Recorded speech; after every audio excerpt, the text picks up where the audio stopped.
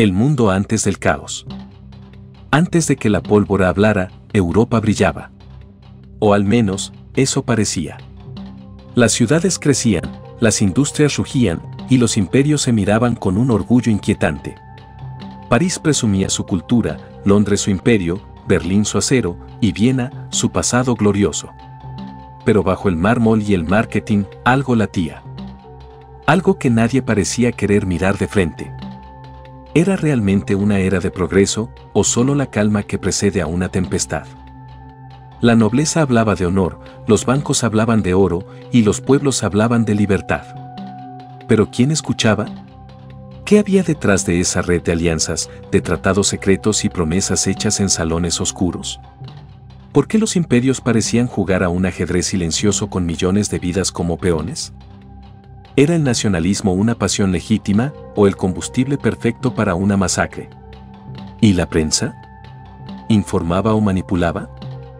Europa, en 1913, no parecía al borde del abismo. Pero, ¿acaso los que caminan dormidos notan que se acerca el precipicio? Algunos historiadores aseguran que la guerra fue inevitable. Otros creen que fue provocada con premeditación. ¿Y tú? ¿Fue un accidente histórico o una tragedia anunciada? ¿Qué detalles del mundo anterior a 1914 se silencian en los libros de historia? Esto apenas comienza. Y la pregunta es, ¿quién sabía realmente lo que iba a pasar?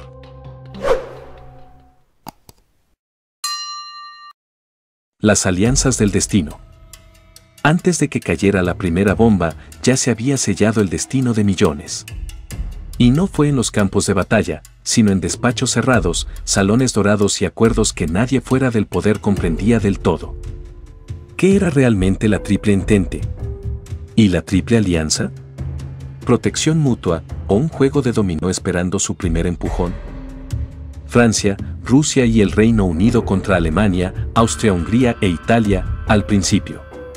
Pero, ¿por qué se aliaron esos países tan diferentes entre sí? ¿Realmente se trataba de defensa, o ya anticipaban un conflicto inevitable? ¿Quién redactó estos pactos secretos? ¿Eran tratados de paz encubiertos o pólvora legal lista para encenderse?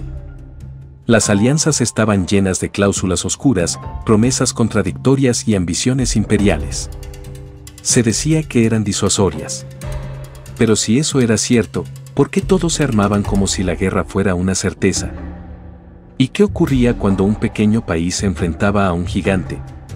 ¿Qué pasaba cuando un aliado hacía una locura? ¿Estaban obligados a defenderlo, incluso si eso significaba arrastrar al mundo al abismo? Algunos sostienen que las alianzas eran una red de seguridad. Otros, que eran una trampa perfecta. ¿Y tú, crees que estos acuerdos evitaron la guerra o la facilitaron? ¿Qué secretos diplomáticos se enterraron para siempre tras la firma de esos tratados? Un asesinato que cambió el mundo. 28 de junio de 1914. Sarajevo. Una ciudad tensa, pero aparentemente tranquila. El archiduque Francisco Fernando, heredero del trono austrohúngaro, visita la capital de Bosnia con su esposa Sofía. Es un viaje oficial. O al menos, eso parece. Pero, ¿por qué justo Sarajevo? ¿Y por qué ese día, el aniversario de la derrota serbia en Kosovo en 1389, un símbolo nacionalista poderoso? La pareja real se pasea en un coche descubierto. Saluda a la multitud. Sonríe. Pero entre la gente hay jóvenes con otras intenciones. Uno de ellos, Gavrilo Princip, 19 años, miembro de la sociedad secreta serbia conocida como la Mano Negra. De pronto, un disparo. Luego otro. El archiduque cae herido. Sofía también. Ambos mueren minutos después. Pero, ¿fue solo un atentado nacionalista? ¿Por qué hubo tantas fallas de seguridad? ¿Por qué el coche real cambió su ruta justo hacia donde estaba Gavrilo Princip? ¿Y cómo es posible que ese mismo día ya se hablara de represalias masivas? ¿Actuó Princip solo, por ideología? ¿O fue un peón en un tablero más grande, movido por servicios secretos o intereses internacionales? Algunos sostienen que este crimen fue el pretexto perfecto. Otros creen que la historia se precipita por casualidades siniestras. ¿Tú qué opinas? ¿Fue el asesinato de Sarajevo un hecho aislado o el inicio cuidadosamente calculado de una tragedia global? La decisión de matar millones. El archiduque ha muerto. El imperio austrohúngaro está indignado. Pero la reacción no es solo emocional, es estratégica, calculada. En Viena, el luto oficial es breve. Lo que sigue es una maquinaria política fría que empieza a moverse con rapidez. Austria y Hungría lanzan un ultimátum a Serbia. Exigencias duras, casi imposibles de cumplir. Pero, ¿realmente buscaban justicia? ¿O estaban provocando una guerra con pleno conocimiento de las consecuencias? ¿Quién redactó ese ultimátum? ¿Fue el canciller Berchtold o alguien más desde Berlín? Alemania promete apoyo incondicional. El famoso cheque en blanco. ¿Por qué ese respaldo tan absoluto? ¿Era lealtad o conveniencia? Serbia responde con moderación, aceptando casi todo. Pero no basta. Austria declara la guerra. Y entonces, las alianzas comienzan a activarse como piezas de dominó. ¿Se podía haber detenido todo en ese momento? ¿Hubo algún intento serio de mediación internacional? ¿Por qué tantos líderes europeos, educados, cultos y conscientes del poder destructivo de la guerra moderna, permitieron que avanzara sin freno? ¿Fue arrogancia, ceguera o intereses económicos y geopolíticos que exigían sangre? Hay quienes dicen que las élites estaban dispuestas a sacrificarlo todo para proteger su hegemonía. Otros creen que simplemente perdieron el control del juego. ¿Y tú? ¿Quién realmente empujó el primer botón de autodestrucción? ¿Fue este el momento exacto en que el mundo selló su sentencia de muerte? Alemania, el imperio que soñaba con dominio. En el centro de Europa, un imperio se alzaba con orgullo de acero y ambición sin límites, el Imperio Alemán. Su líder, el Kaiser Guillermo II, era una figura contradictoria, impulsivo, carismático, pero también ansioso por demostrar que Alemania merecía ser el amo del continente. Pero, ¿qué quería realmente Guillermo II? ¿Paz bajo su mando o guerra bajo su gloria? Alemania había crecido vertiginosamente. En industria, en ciencia, en poder militar, pero también en paranoia. Se sentía rodeada por enemigos. Francia al oeste, Rusia al este, Inglaterra en los mares. ¿Y si todo se reducía al miedo de quedar aislada o al deseo de adelantarse al ataque? El Estado Mayor alemán tenía preparado desde hacía años un plan, el Plan Schlieffen. Un golpe rápido a Francia, pasando por Bélgica, para evitar pelear en dos frentes. Un movimiento temerario que violaba tratados internacionales y colocaba a Alemania como agresor ante el mundo. ¿Quién empujó a Alemania a actuar primero? ¿Fue realmente defensa preventiva o una ambición imperial mal disimulada? La maquinaria alemana estaba lista. Sus tropas motivadas. Sus armas afinadas. Y su diplomacia envenenada por la arrogancia. Algunos sostienen que Alemania solo reaccionó ante una amenaza existencial. Otros la culpan de convertir una crisis regional en un conflicto global. ¿Tú qué crees?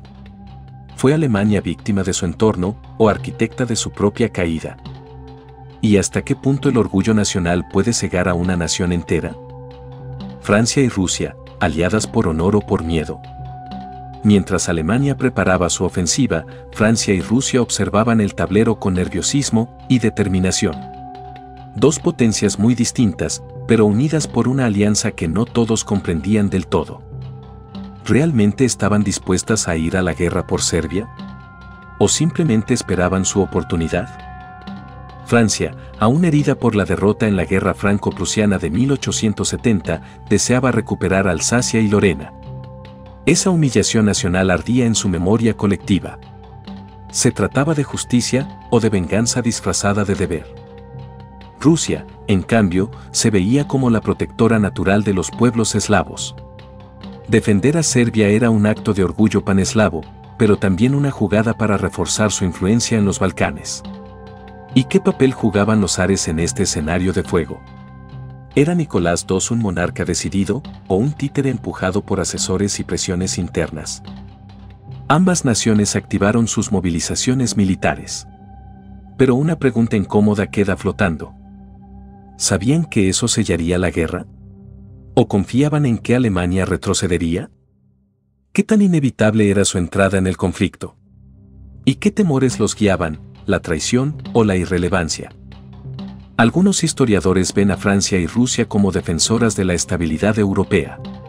Otros dicen que estaban ansiosas por frenar el crecimiento alemán. ¿Y tú? ¿Fueron heroínas o provocadoras? ¿Qué se esconde realmente detrás de una alianza, lealtad, interés o miedo disfrazado? El Reino Unido decide entrar. Londres. Palacio de Westminster. Gabinetes divididos. Opiniones enfrentadas. El Imperio Británico, el más vasto del planeta, aún no ha tomado partido. Observa. Evalúa. Calcula. Oficialmente, Gran Bretaña está comprometida a proteger la neutralidad de Bélgica, un pequeño país que ahora se convierte en el eje de una decisión global. Pero, ¿fue solo Bélgica lo que empujó a los británicos a la guerra? Cuando Alemania ejecuta su plan y atraviesa territorio belga sin autorización, el gobierno británico lo califica de violación intolerable. Suena noble. ¿Pero también convenía? El equilibrio europeo estaba en juego. ¿Y si Alemania controlaba los puertos del Canal de la Mancha, cuánto tardaría en desafiar la supremacía naval británica? ¿Fue la defensa de la ley internacional lo que motivó al Reino Unido, o el temor de perder su lugar como potencia dominante? Mientras tanto, en la opinión pública británica se agitan debates intensos, unos exigen honor y acción, otros claman por neutralidad. ¿Qué papel jugó la prensa? ¿Y qué intereses ocultos movían los hilos entre bastidores? Cuando Gran Bretaña declara oficialmente la guerra a Alemania el 4 de agosto de 1914, las piezas del ajedrez ya están sobre la mesa. Algunos ven a Inglaterra como el árbitro moral de Europa. Otros la acusan de actuar tarde y por conveniencia. ¿Tú qué opinas? ¿Fue un acto de justicia o una jugada imperialista más? ¿Y si el Reino Unido se hubiera mantenido al margen, cómo habría cambiado la historia? La máquina de guerra se despierta. Agosto de 1914. Europa ya no es un mapa de diplomacias, sino un tablero de movilización total. Las órdenes se dan, los trenes se llenan de soldados, y las estaciones retumban con cánticos patrióticos. La guerra ha comenzado. Pero ¿cuántos de esos jóvenes sabían realmente por qué iban a pelear? ¿Por qué tantos partían con euforia, creyendo que volverían antes de Navidad? Los gobiernos hablaban de defensa, de honor, de orgullo nacional. Pero los cuarteles generales planeaban ataques calculados, ofensivas rápidas y ocupaciones totales. Alemania avanza hacia Bélgica con fuerza brutal. Bélgica resiste, contra toda expectativa. ¿Fue un acto heroico o un suicidio colectivo impuesto desde arriba? Francia moviliza todas sus reservas. Rusia también. Y el Imperio Austrohúngaro ataca a Serbia con la furia de quien quiere dejar un mensaje. El Reino Unido, con su poderosa armada, comienza a bloquear puertos alemanes. ¿Estrategia legítima o provocación encubierta? Cada imperio activa su maquinaria como si el destino no pudiera alterarse. Como si todo ya estuviera escrito.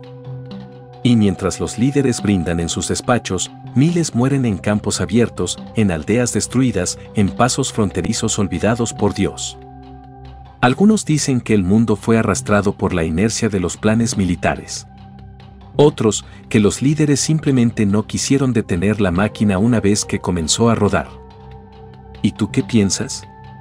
¿Hubo un punto de retorno o la historia ya estaba sellada? ¿Cuándo exactamente se perdió el control? El plan Schlieffen, la ruta del horror. Alemania no improvisó. Desde años antes ya tenía diseñada su gran jugada, el plan Schlieffen. Una ofensiva relámpago para derrotar a Francia en pocas semanas, evitando una guerra en dos frentes. Pero para ejecutar el plan, había que violar la neutralidad de Bélgica. Una movida estratégica, o una declaración al mundo de que las reglas ya no importaban? El objetivo era claro: rodear París por el norte y forzar la rendición francesa antes de que Rusia pudiera reaccionar. Rápido, limpio y brutal. Pero el plan subestimó a todos: a los belgas, que resistieron con tenacidad, a los británicos, que respondieron con tropas inesperadamente rápido, y al propio terreno, que convirtió la velocidad en barro y retraso. ¿Fue arrogancia alemana creer que podrían conquistar media Europa con precisión matemática? ¿O desesperación estratégica disfrazada de frialdad militar? Las ciudades belgas fueron arrasadas. Civiles ejecutados. Iglesias incendiadas. ¿Eran errores de tropas fuera de control o parte de una táctica de terror? Francia, que esperaba una guerra frontal, se vio sorprendida por la rapidez y la violencia de la maniobra. Y sin embargo, París no cayó. Algunos defienden el plan como una necesidad ante la amenaza de Rusia y Francia. Otros lo consideran una locura moral y política que condenó a Alemania desde el principio. ¿Y tú? ¿Hasta qué punto la lógica militar justifica el horror civil? ¿Fue el plan Schlieffen una obra de genio o el inicio de un desastre autoinfligido? Batallas que desgarraron el alma. El plan Schlieffen está en marcha. El mundo entero contiene el aliento. Alemania avanza como un titán de acero, pero algo ocurre: la guerra que debía durar semanas se convierte en un infierno sin final. En el Marne, a las puertas de París, los franceses contraatacan con desesperación. Los taxis de la ciudad son requisados para llevar tropas al frente. Sí, taxis. Es un país entero ardiendo en defensa propia. ¿Fue el genio militar del general Joffre lo que salvó Francia, o el error de cálculo de los alemanes? La batalla se convierte en un caos sangriento. Avances. Retrocesos. Más de 500.000 de bajas en pocos días. ¿Y para qué? En Lieja, en Bélgica, la resistencia fue feroz. Fortalezas bombardeadas hasta los cimientos. Tropas defendiendo metro a metro. ¿Valió la pena tanto sacrificio por un símbolo? Cada combate se convierte en una fosa común. Cada ciudad conquistada, en un lugar maldito. Y sin embargo, nadie se detiene. Nadie pregunta. Solo se obedece. Los soldados empiezan a darse cuenta de que esto no será una guerra rápida. ¿Pero ya es demasiado tarde para detenerla? Algunos creen que estas batallas fueron necesarias para frenar el avance alemán. Otros las ven como la primera señal de una locura que nadie tuvo el valor de detener. ¿Y tú? ¿Qué sentido tiene una victoria cuando el costo es inhumano? ¿Dónde termina la estrategia y comienza la barbarie? El nacimiento de las trincheras. Después del Marne, el frente occidental se congela. Literalmente. Lo que fue avance se convierte en estancamiento. Las ofensivas fallan. Los ejércitos cavaban por necesidad y, sin saberlo, estaban fundando el infierno. Así nacen las trincheras. Kilómetros de zanjas, barro, alambradas y muerte. Desde el Mar del Norte hasta Suiza, una línea de fuego parte Europa en dos. Pero, ¿por qué nadie avanza? ¿Cómo se llega a una guerra donde ambos bandos simplemente se atrincheran y esperan? Las armas modernas, como las ametralladoras y la artillería pesada, hacen casi imposible cualquier asalto. Cada intento de romper el frente termina en masacre. Y sin embargo, los generales insisten. ¿Error de estrategia o desprecio por la vida? La vida en las trincheras es una mezcla de horror físico y psicológico, frío, ratas, enfermedades, bombardeos constantes. ¿Quién podía dormir sabiendo que una explosión podía enterrarlo vivo? Se dan combates absurdos por metros de terreno. Se muere por conquistar una colina que será abandonada una semana después. ¿Era aún guerra o una matanza ritual sin sentido? Algunos lo llaman un sistema defensivo lógico. Otros, el fracaso total de la estrategia moderna. ¿Y tú? ¿Cómo explicar que millones de hombres aceptaran vivir y morir bajo tierra durante años? ¿Fue la trinchera un refugio o una tumba anticipada? Vida en el infierno del frente occidental. Imagina esto: barro hasta las rodillas, frío insoportable, el aire impregnado de pólvora, podredumbre y miedo. Bienvenido a una trinchera del frente occidental, donde el infierno no es fuego, sino rutina. La vida aquí no se mide en días, sino en turnos de guardia, en raciones rancias, en cartas sin respuesta. El enemigo está a solo unos metros, pero invisible. Se escucha. Se huele. Se teme. Las ratas se alimentan de cadáveres. Los piojos son imposibles de erradicar. Las botas se pudren, y con ellas, los pies. Aparece una nueva enfermedad, el pie de trinchera. Carne muerta. Amputaciones. Y luego están las lluvias. Días enteros bajo el agua, cavando, paleando, luchando por no ahogarse en barro. ¿Y para qué? ¿Qué clase de guerra es esta donde el enemigo no siempre es el hombre, sino el entorno? Los bombardeos son constantes. No hay refugio real. No hay silencio.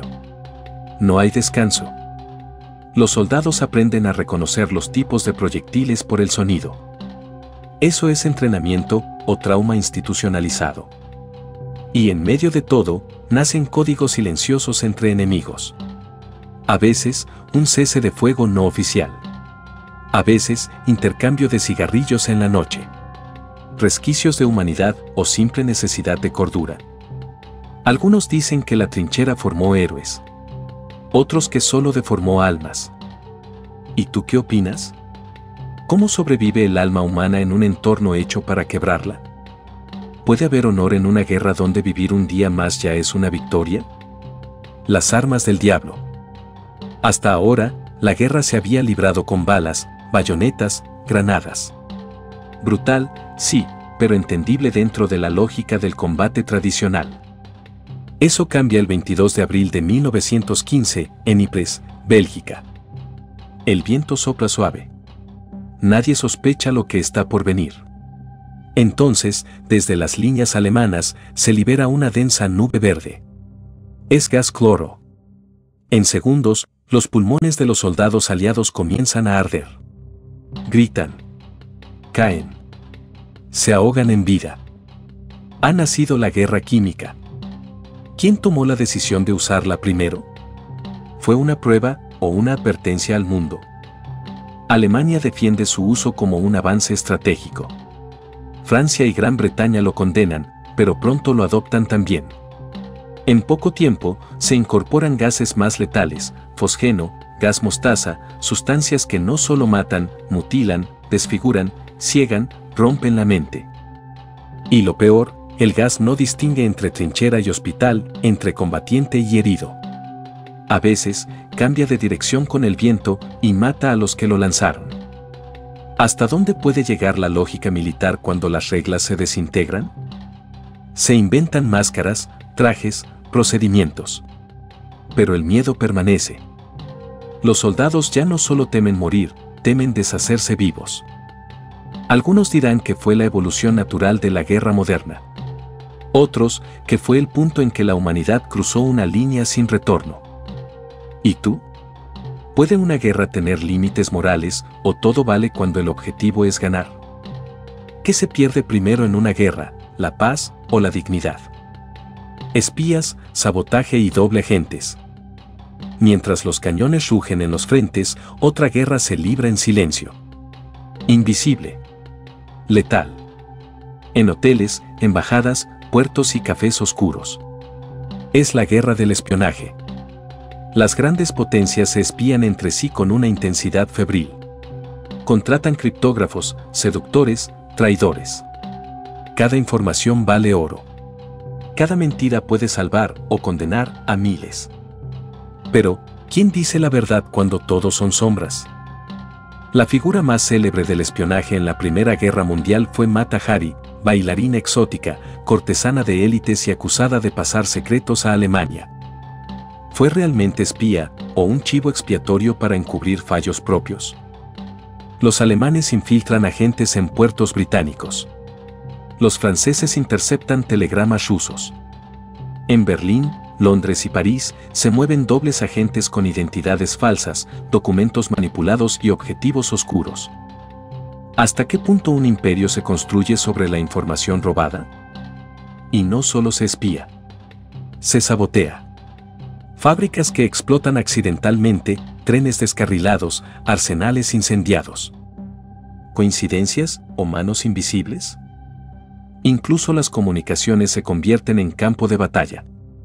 Los telegramas codificados viajan con mensajes ocultos. Pero las claves se filtran.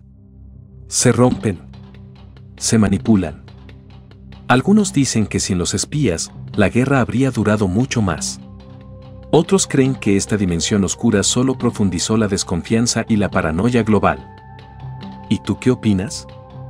¿Es el espionaje un arma legítima o la traición institucionalizada? ¿Puede un solo mensaje en la sombra decidir el destino de millones? Guerra en el este, Rusia bajo presión. Mientras Europa occidental se desangra en las trincheras, en el este se libra otra guerra. Más móvil, más caótica, menos recordada, pero igual de brutal. Allí, en los campos helados de Polonia, Galicia y Prusia Oriental, Rusia se enfrenta a Alemania y Austria-Hungría en batallas gigantescas y mal organizadas. ¿Estaba el Imperio ruso realmente preparado para este tipo de conflicto? Desde el principio, Rusia muestra una clara desventaja, logística desastrosa, armas obsoletas, mandos divididos. Y aún así, lanza ofensivas masivas con millones de hombres. El resultado, masacres colosales, deserciones masivas y un imperio que empieza a desmoronarse desde dentro.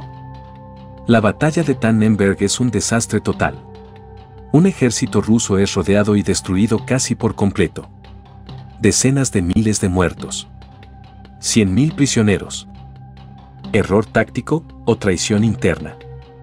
En el frente, los soldados rusos mueren por miles sin fusiles, obligados a esperar a que un compañero caiga para tomar su arma.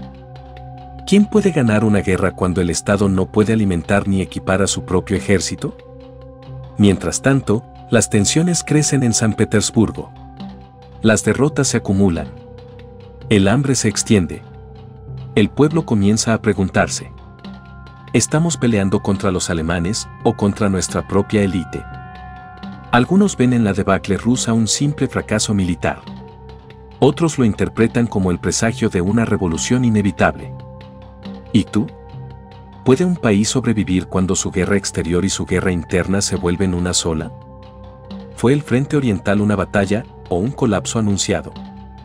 El Imperio Otomano, la puerta secreta al caos. Mientras Europa se desangra, una antigua potencia dormida se despierta, el Imperio Otomano. En decadencia desde hacía décadas, debilitado por guerras internas y crisis políticas, pero aún dueño de una posición geográfica clave. Y de pronto, entra en la guerra. Del lado de Alemania. ¿Por qué? ¿Fue una decisión estratégica o un pacto desesperado para evitar su colapso? Muchos historiadores aún debaten qué convenció al sultán y sus ministros. ¿Presión alemana? ¿Promesas de recuperar territorios perdidos? ¿O una jugada para vengarse de Rusia y Reino Unido? Sea como sea, la entrada otomana abre un nuevo frente inmenso: los Dardanelos, Mesopotamia, el Sinaí, Palestina. Y lo cambia todo. El Imperio Otomano declara la yihad contra los aliados. Una guerra santa proclamada desde Estambul, pero que pocos musulmanes fuera de sus fronteras obedecen. ¿Fue un movimiento religioso o un truco político? Los británicos responden con su propia estrategia secreta: infiltrar y apoyar rebeliones árabes internas. Aquí nace una figura misteriosa: Lawrence de Arabia, espía, soldado, mito. Mientras tanto, las minorías dentro del imperio son vigiladas, perseguidas. ¿Fue solo paranoia de guerra o el inicio de algo mucho más oscuro? Algunos ven al Imperio Otomano como un peón de Alemania. Otros creen que intentó jugar su última gran carta. ¿Y tú qué opinas? ¿Fue esta decisión una apuesta por la supervivencia o el paso final hacia la destrucción? ¿Qué se oculta tras las alianzas del desespero?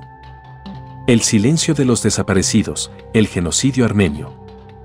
En medio del caos de la guerra, algo ocurre dentro del Imperio Otomano que no tiene justificación ni estrategia militar. Una tragedia que aún hoy divide opiniones y abre heridas profundas, la deportación y exterminio sistemático del pueblo armenio. ¿Fue una respuesta al miedo o un plan premeditado para borrar a una minoría entera? El gobierno otomano acusa a los armenios de colaborar con los rusos. Se declara que son una amenaza interna y se ordena su reubicación. Pero lo que sigue no es reubicación. Es marcha forzada. Es hambre. Es abuso. Es masacre. Cientos de miles, hombres, mujeres, niños, son forzados a caminar por el desierto sirio, sin agua, sin comida, custodiados por soldados brutales. Quienes no mueren en el camino, desaparecen en campos de concentración o fosas anónimas. ¿Dónde estaban los líderes del mundo? ¿Quién sabía lo que estaba ocurriendo y calló? Documentos muestran que diplomáticos alemanes y estadounidenses informaron sobre las atrocidades. Pero nada se hizo. ¿Por miedo a perder un aliado estratégico? ¿O por indiferencia? El Imperio Otomano negará siempre que hubo intención genocida. Hoy, más de un siglo después, algunos países aún no reconocen oficialmente estos hechos como genocidio. Algunos dicen que fue un crimen de guerra impulsado por la locura del momento. Otros afirman que fue un plan deliberado de exterminio. ¿Y tú? ¿Cuántas veces debe repetirse una tragedia para que se reconozca su nombre? ¿Puede una guerra justificar el olvido de un pueblo entero? La guerra que no era de ellos, África y Asia en llamas. Mientras Europa se consume en barro, trincheras y bombas, las llamas del conflicto llegan a rincones del mundo que no votaron, no decidieron, ni fueron consultados, África y Asia. Millones de personas en colonias británicas, francesas, alemanas y otomanas son arrastradas al conflicto sin voz ni derechos. ¿Peleaban por la libertad o eran simplemente piezas del ajedrez imperial? En África, se abren frentes en Camerún, Togo, Namibia, Tanzania. Colonias alemanas resisten contra tropas británicas, francesas y belgas.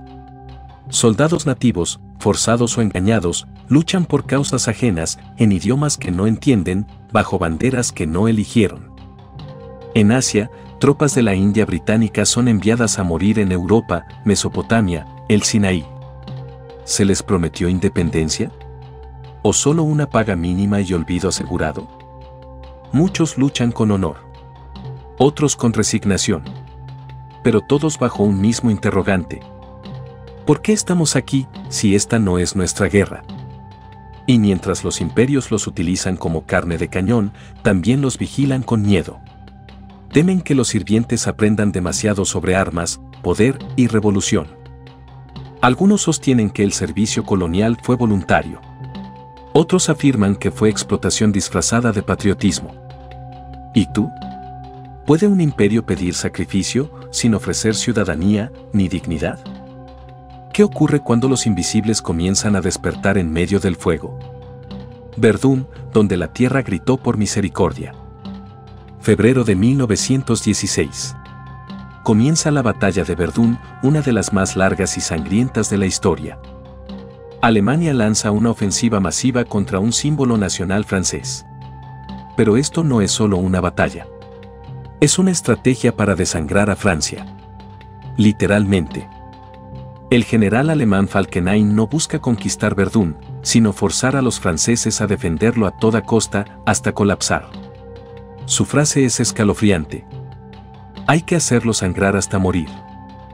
Durante 10 meses se libra un infierno de artillería, asaltos y contraataques. Más de 300.000 muertos, casi 1 millón de heridos. Todo por unos pocos kilómetros de tierra destruida. ¿Fue esta una batalla militar o un sacrificio ritual en nombre del orgullo? Los franceses resisten. No por táctica. Por obstinación. Por patriotismo. Por orden. El general Pétain se convierte en héroe, aunque al costo de miles de vidas por semana. Los soldados hablan del moledor de carne. Verdún es barro, fuego, gas, cuerpos triturados, locura. ¿Y el resultado? Ninguno decisivo. Solo ruinas y cicatrices. Algunos dicen que Verdún salvó a Francia. Otros, que fue un crimen cometido por sus propios generales. ¿Y tú? ¿Hasta qué punto se puede llamar victoria a sobrevivir en un campo donde nadie realmente gana? ¿Puede un pedazo de tierra valer más que miles de vidas humanas? El Somme, la matanza que nadie olvidó. 1 de julio de 1916. El sol apenas asoma cuando comienza el infierno en el río Somme. Tropas británicas y francesas avanzan sobre las líneas alemanas tras una semana de bombardeo incesante. Se creía que nada sobreviviría. Pero algo sobrevivió. Las trincheras alemanas estaban más profundas de lo previsto. Las alambradas, intactas. Las ametralladoras, esperando. Y entonces, en solo unas horas, el ejército británico sufre 57.000 bajas. El día más sangriento de su historia. ¿Por qué se ordenó avanzar en fila recta, a paso lento, frente a armas automáticas? ¿Fue ignorancia o arrogancia? Durante 5 meses, los combates continúan. Barro, explosiones, gas, bombardeos día y noche. Mueren más de 1 millón de soldados de ambos lados. ¿Y el resultado? Una ganancia territorial de apenas unos kilómetros. Los oficiales insisten, es desgaste. Es estrategia. Es necesario. ¿Pero era verdad? ¿O simplemente no sabían cómo detener la masacre sin admitir el fracaso? Algunos lo llaman una ofensiva inevitable. Otros, una carnicería absurda dirigida por hombres desconectados del sufrimiento real. ¿Y tú qué piensas? ¿Qué clase de guerra acepta como éxito avanzar unos metros a cambio de un océano de sangre? ¿Fue el Somme una batalla o una advertencia del futuro que nos esperaba? El monstruo de acero, nace el tanque. En medio del barro del Somme, algo inesperado aparece entre el humo y el horror. Una silueta imponente, de metal y fuego. Se mueve lento, pero imparable. Dispara. Aplasta. Intimida. Es septiembre de 1916 y el mundo ve por primera vez una criatura salida de la imaginación de la guerra moderna, el tanque. El Reino Unido lo llama Landship y luego lo rebautiza como Tank para disfrazar su naturaleza en los informes logísticos. Una estrategia de distracción que esconde una revolución. Los primeros modelos son torpes, lentos, poco confiables. Se atascan en el barro, se sobrecalientan, se averían. Pero provocan terror psicológico inmediato. Por primera vez, los soldados ven cómo la tierra misma se convierte en máquina de muerte. ¿Era este el futuro? ¿Una guerra sin contacto, sin honor, sin rostro? Los altos mandos creen que han encontrado la clave para romper las trincheras. Pero, ¿realmente funcionaron los tanques en sus primeras apariciones? ¿O fueron más espectáculo que efectividad? Mientras tanto, los soldados que van dentro viven una pesadilla, calor infernal, ruido ensordecedor, gases tóxicos, poca visibilidad. ¿Quién sobrevive y quién queda atrapado dentro de una tumba de acero? Algunos los vieron como la esperanza de terminar con el estancamiento. Otros, como el inicio de una era de guerras mecanizadas y deshumanizadas. ¿Y tú? ¿Es el tanque una herramienta para salvar vidas o el primer paso hacia el exterminio industrial? ¿Hasta qué punto la tecnología puede hacernos más eficientes en destruirnos? Bajo las olas, la guerra submarina total. Alemania está atrapada. El frente occidental está estancado. Las reservas flaquean. Y entonces, toma una decisión drástica, desatar la guerra submarina total. Los U-Boot, submarinos alemanes, ya habían sido utilizados. Pero ahora, las reglas cambian. Todo barco aliado o neutral que se acerque a puertos enemigos será hundido sin advertencia. Sin aviso. Sin preguntas. Sin supervivientes. ¿Era esto una necesidad estratégica o un acto de desesperación? Alemania apuesta a que puede cortar el suministro de alimentos, armas y tropas a Gran Bretaña y Francia, y forzarlos a rendirse antes de que Estados Unidos reaccione. Pero los riesgos son altísimos. En 1915, el hundimiento del transatlántico Lusitania, con más de 1.000 civiles muertos, incluyendo estadounidenses, ya había indignado al mundo. Ahora, la nueva ofensiva es aún más agresiva. barcos mercantes, cruceros, incluso buques con bandera neutral. Las aguas del Atlántico se llenan de fantasmas de acero. ¿Puede una nación ganar la guerra si pierde la empatía del mundo? Los U-Boots son eficaces, letales y silenciosos. Pero también siembran odio. Estados Unidos observa y toma nota. Algunos dicen que fue un movimiento inteligente, calculado. Otros, que fue el error que precipitó la entrada estadounidense y selló el destino del imperio alemán. ¿Y tú? ¿Hasta qué punto vale sacrificar la imagen moral por una victoria rápida? ¿Puede una guerra ganarse cuando las olas llevan más cadáveres que barcos? Cuando el gigante despierta, Estados Unidos en la mira. Durante 3 años, Estados Unidos se mantuvo oficialmente neutral. Observaba el conflicto con distancia, comerciaba con ambos bandos y repetía el mantra de su presidente Woodrow Wilson. Seremos imparciales en pensamiento y acción. Pero la neutralidad es frágil cuando los barcos son hundidos, los ciudadanos mueren y los intereses económicos tiemblan. El hundimiento de Lusitania en 1915 ya había generado indignación. Pero fue en 1917, con la guerra submarina total y un telegrama secreto, cuando la paciencia estadounidense llegó al límite. Ese telegrama, interceptado por los británicos, fue enviado desde Alemania a México, el famoso telegrama Zimmermann. En él, Alemania proponía a México una alianza para invadir Estados Unidos y recuperar Texas, Nuevo México y Arizona.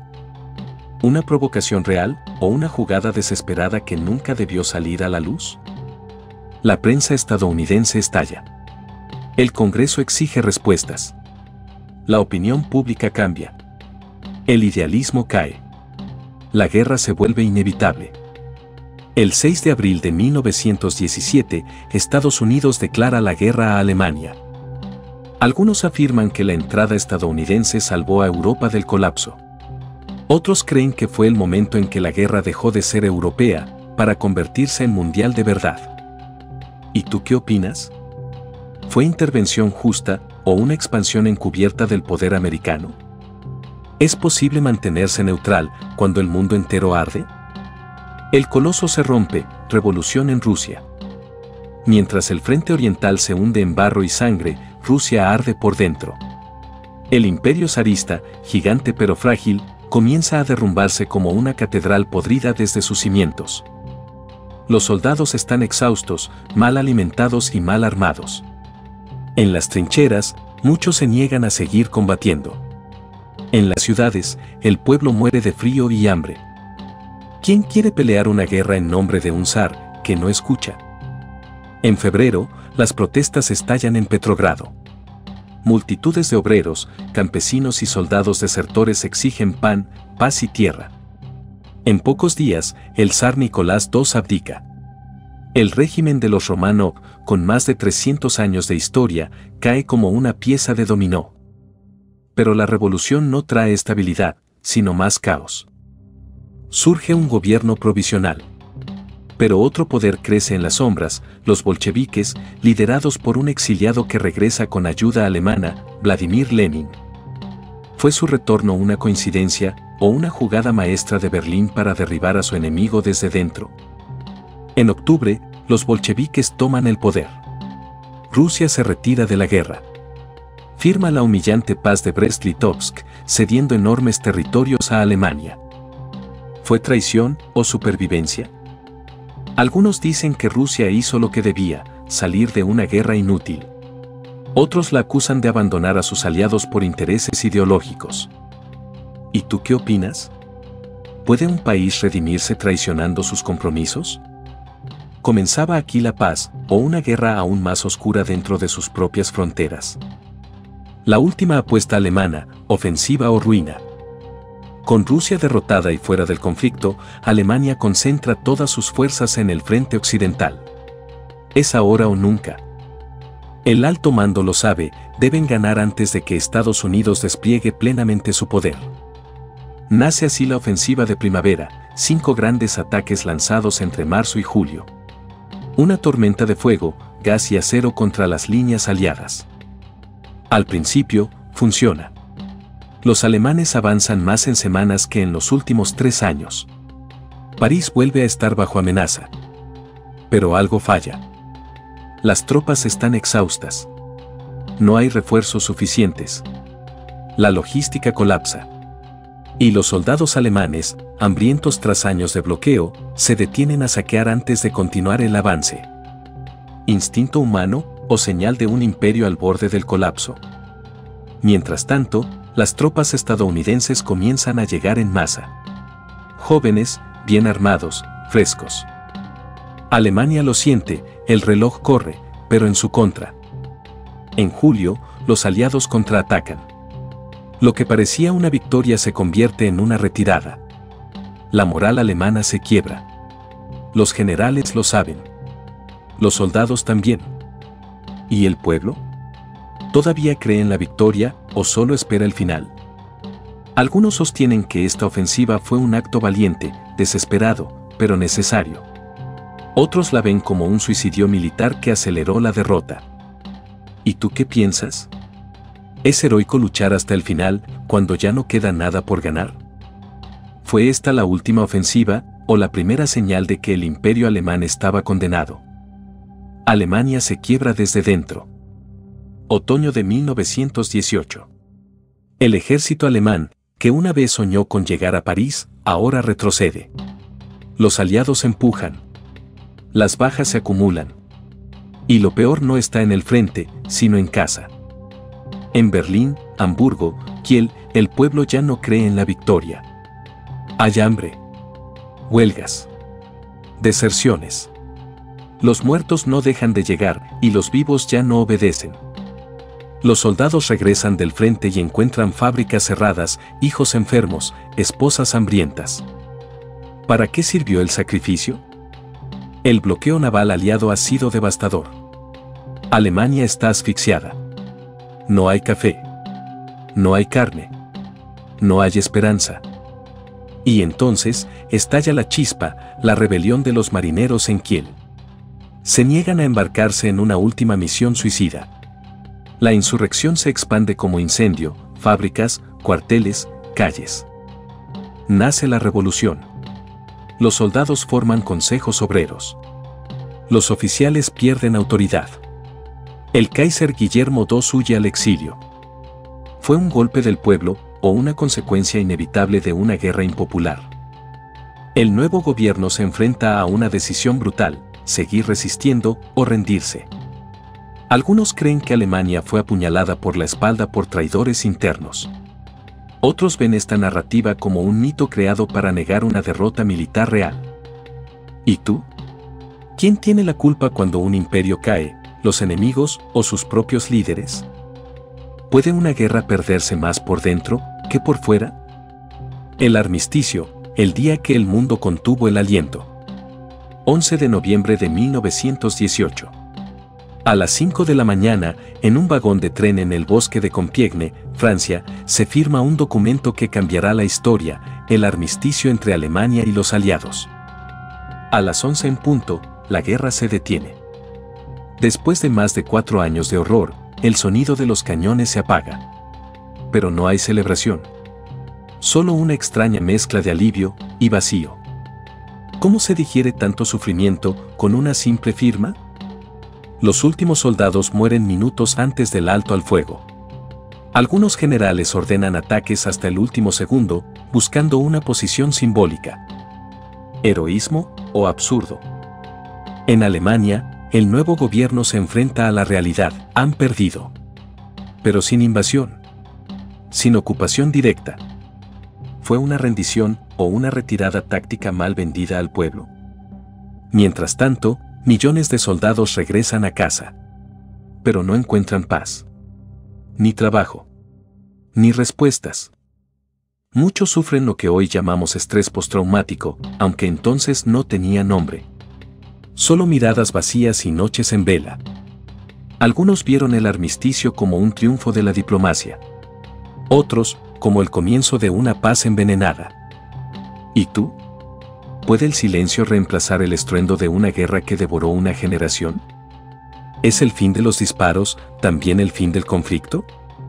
Versalles, la paz que encendió otra guerra. 1919, Europa aún huele a pólvora cuando los líderes vencedores se reúnen en el majestuoso Palacio de Versalles, Francia. El objetivo, firmar la paz definitiva. Pero, ¿realmente buscaban paz o castigo?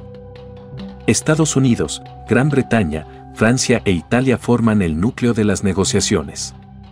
Alemania no tiene voz. Solo presencia forzada. Se la culpa por todo.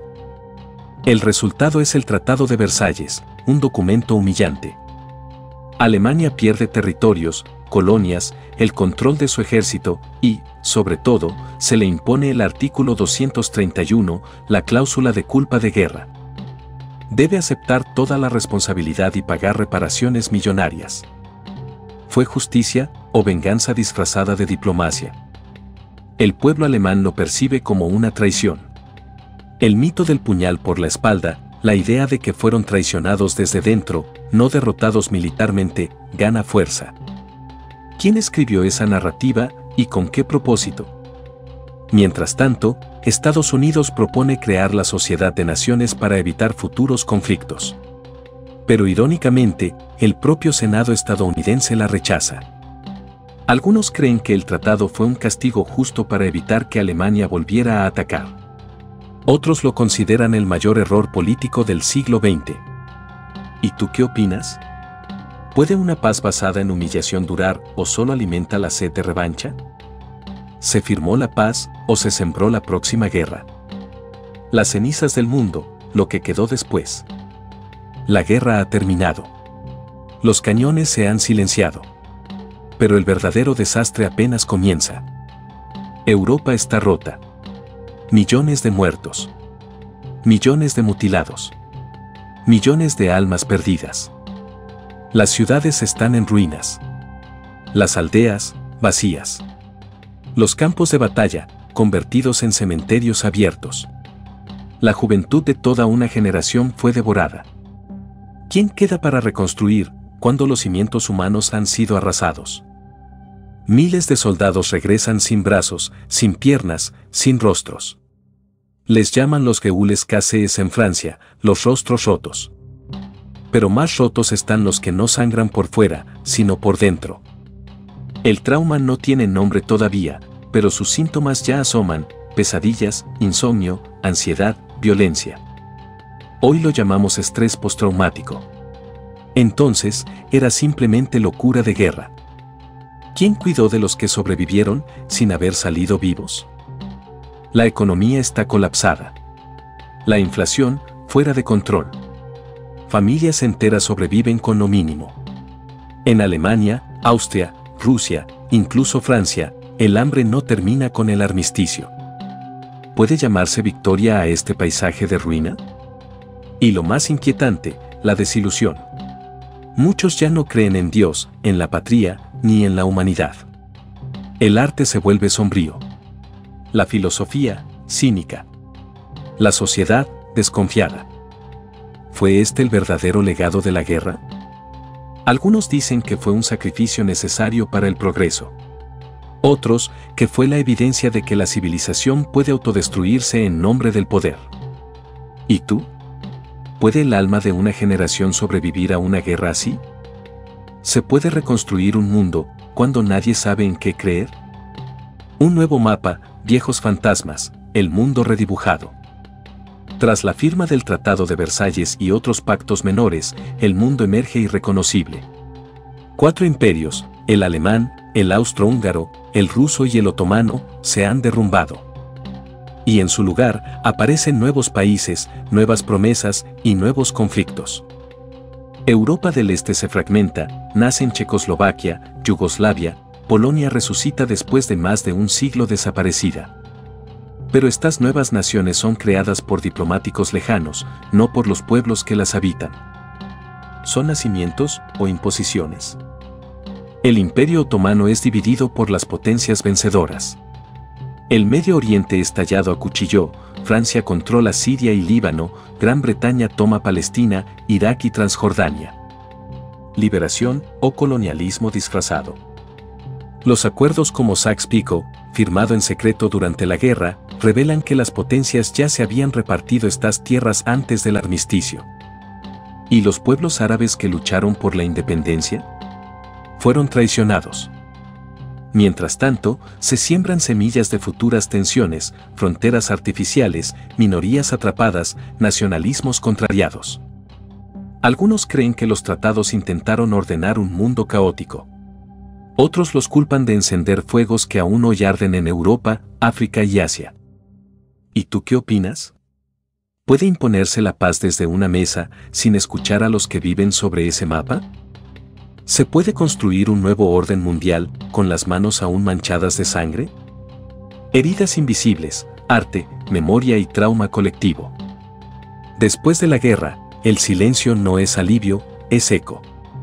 El mundo intenta comprender lo incomprensible.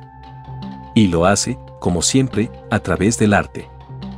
En Europa, los poetas escriben con rabia y desencanto. Wilfred Owen, muerto días antes del armisticio, dejó versos sobre el gas, la muerte, el sinsentido. Sus poemas no celebran la victoria, la denuncian. El arte ya no embellece la guerra. La desnuda. La acusa. En Alemania y Austria nace el expresionismo, rostros deformes, paisajes caóticos, cuerpos mutilados. No es solo estética, es una confesión colectiva. ¿Puede el pincel gritar lo que la sociedad calla? El cine también responde. Las primeras películas de guerra muestran el miedo en las trincheras, no la gloria. En los cafés parisinos, los excombatientes con máscaras de metal, los desfigurados, se esconden a plena vista. La humanidad intenta recordar, sin volver a mirar. Y sin embargo, algunos intentan borrar, minimizar, glorificar. Monumentos grandiosos, con placas discretas. ¿Queremos honrar a los caídos o justificarlos? En las escuelas se enseña la guerra como necesaria. Pero en las calles, las viudas, los huérfanos, los inválidos cuentan otra versión. Opinión: algunos ven en esta explosión artística una forma de sanación.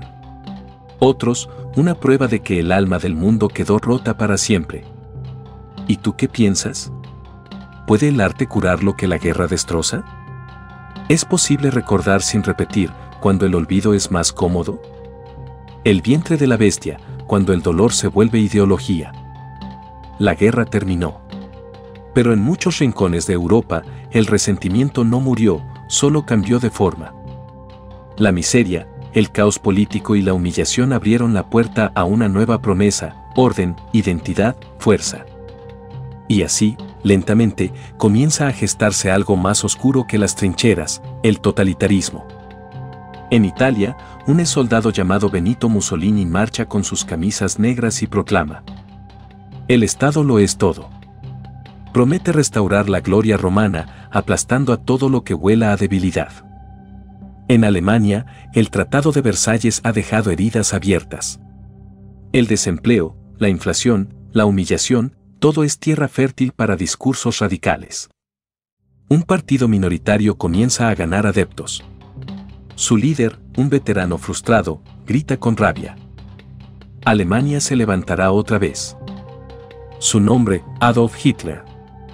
Mientras tanto, en la desmoronada Rusia, los bolcheviques consolidan su poder con puño de hierro. Lenin muere. Y un hombre silencioso, calculador, asciende entre purgas y propaganda: Stalin. ¿Fue el dolor mal gestionado el verdadero combustible del extremismo? Millones buscan en estos nuevos líderes lo que perdieron en la guerra: sentido, seguridad, enemigos claros. ¿Puede una sociedad rota distinguir entre redención y venganza disfrazada de justicia? Algunos creen que estos movimientos fueron inevitables, nacidos del vacío que dejó la guerra. Otros, que fueron construcciones artificiales alimentadas por el miedo. ¿Y tú? ¿Se puede reconstruir una nación sobre el odio? ¿O es solo cuestión de tiempo para que las bombas vuelvan a caer? Los hijos del olvido, educados para la próxima guerra. A comienzos de los años 20 y 30, Europa parecía intentar recomponerse. Pero bajo la superficie, algo más profundo se estaba gestando. Una generación de niños nacía entre ruinas, pero no para aprender de ellas, sino para vengarlas. En Alemania, el resentimiento era parte del aire que se respiraba. Las escuelas enseñaban historia con dolor y geografía con rabia. Se hablaba de territorios robados, de traición, de una injusticia que debía ser corregida. ¿Se educaba o se adoctrinaba? Los libros de texto no hablaban del horror de las trincheras, sino del honor de los combatientes. Se glorificaba la obediencia, el sacrificio, la unidad nacional. Se sembraba la idea de que la guerra no fue un error, sino una oportunidad mal aprovechada. En Italia, los niños marchaban con uniformes, cantaban himnos marciales y repetían consignas del Duce. En la Unión Soviética, crecían bajo retratos de Lenin y Stalin, creyendo que el sacrificio total era el camino hacia la utopía. Y en medio de todo, los sobrevivientes de la Gran Guerra callaban. Muchos por trauma, otros por vergüenza. Y algunos porque sabían lo que se avecinaba, pero nadie escuchaba. ¿Puede una sociedad romper el ciclo si cría a sus hijos dentro de él? Algunos argumentan que la educación patriótica era necesaria para reconstruir el orgullo nacional. Otros sostienen que fue el instrumento perfecto para preparar al mundo para otra carnicería. ¿Y tú qué opinas? ¿Se puede construir la paz sobre una infancia entrenada para la guerra? ¿Es más peligroso el cañón o la ideología que lo apunta?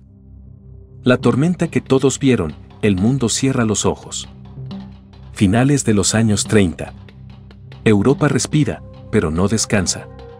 Las cicatrices de la Gran Guerra no han sanado, y ya comienzan a desgarrarse de nuevo. En Alemania, Hitler viola abiertamente el Tratado de Versalles, rearma el ejército, militariza Renania, anexa a Austria en Anschluss. El mundo mira y calla. ¿Temor a un nuevo conflicto o indiferencia diplomática?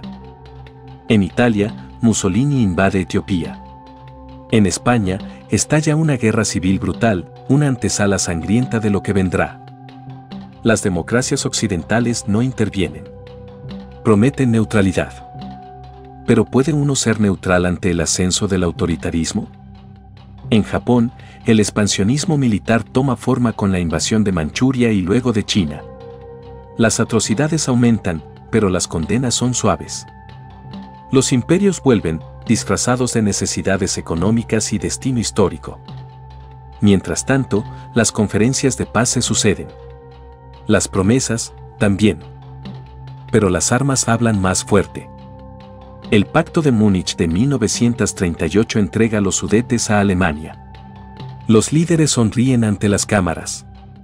Churchill, aislado, advierte. Entre la deshonra y la guerra, eligieron la deshonra y tendrán guerra.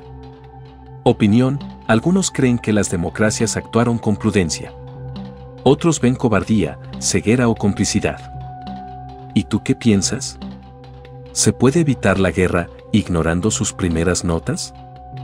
¿O el silencio de los poderosos es, muchas veces, el preludio del rugido? Y todo comenzó de nuevo, el estallido del segundo infierno. 1 de septiembre de 1939. Las tropas alemanas cruzan la frontera polaca. Avanzan con tanques, aviones y una velocidad jamás vista, es la Blitzkrieg, la guerra relámpago. En cuestión de días, Varsovia está rodeada.